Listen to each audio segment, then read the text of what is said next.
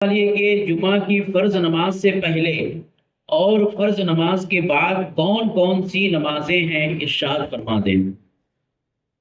جمعہ کی فرض نماز سے پہلے 4 رکعت سنت موقدہ پڑھی جاتی ہے۔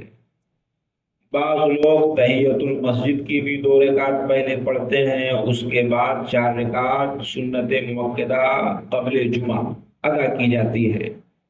تحیت المسجد کا جمعہ کے دن سے کوئی تعلق نہیں ہے، بلکہ آدمی جب بھی مسجد میں داخل ہو تو تحیت المسجد کی نیت سے اس کو 2 رکعت نماز پڑھنی چاہیے، یہ مسجد کا حق ہے۔